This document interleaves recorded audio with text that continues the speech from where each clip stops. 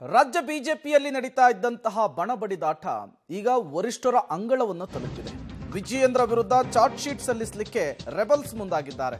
High command ಅಂಗಳ ತಲುಪಿದ BJP ಬಣಬಡಿದಾಟ Vijayendra ವಿರುದ್ಧ ದೂರನ್ನ ಕೊಡಲಿಕ್ಕೆ ರಮೇಶ್ ಮತ್ತು ಕುಮಾರ್ ಬಂಗಾರಪ್ಪ ಮುಂದಾಗಿರುವಂಥದ್ದು.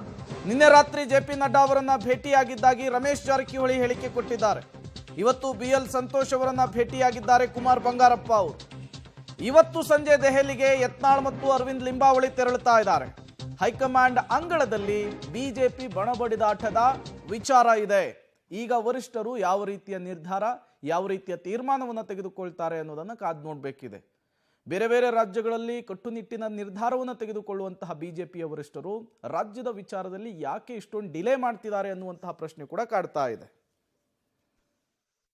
ನೋಡಿ, ಈಗಾಗಲೇ ಹೋರಾಟ ಕೊನೆ ಹಂತಕ್ಕೆ ಈಗಾಗಲೇ ನಾವು ನೆಚ್ಚಿನ ಪ್ರಧಾನಮಂತ್ರಿ ಅವರು ಫಾರಿನ್ ಬಿಲ್ ಪೇಸ್ ಮಾಡಿ ಅದ್ರ ಬಗ್ಗೆ ಒಳ್ಳೆ ಕಾಣುತ್ತ ಪೂರ ನಮ್ಮವ್ರ ಮೇಲೆ ಭರವಸೆ ಇದೆ.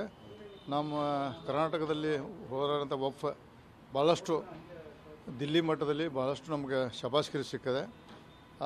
ಈಗಾಗಲೇ ಕುಮಾರ ಬಂಗಾರಪ್ಪ ನಿಮ್ಗೆ ಎಲ್ಲ JPC ಇರ್ಬೋದು, ನಿಮ್ಮ ಎಲ್ಲರಿಗೂ ಬ್ರೀಫ್ ಮಾಡಿದ್ದಾರೆ. ಆ ಪ್ರಕಾರ ಮತ್ತೊಂದು ಸಲ ಇವತ್ತು ಅಥವಾ ನಾಳೆ ಯತ್ನ ಬಂದಕಲೇ ಜಗದೀಪ್ ಪಾಲ್ ಭೇಟಿಯಾಗಿ ಒಂದು ಅಭಿನಂದನೆ ಹೇಳ್ತೀವಿ ನಾವು.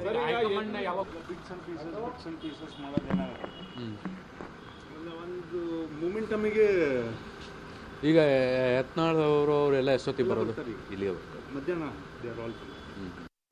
ಆಮೇಲೆ ಈ ಕಡೆ ನ್ಯೂಟ್ರಲ್ ಟೀಮ್ ಎಲ್ಲರೂ ಟೈಮ್ ಏನಾರು ಕೊಟ್ಟು ಎಲ್ಲರೂ ಇವತ್ತು ಸಾಯಂಕಾಲ ಅಸೆಂಬ್ಲಿ ಆಗಬೇಕು ಅಂತ ಹೇಳಿದೆ.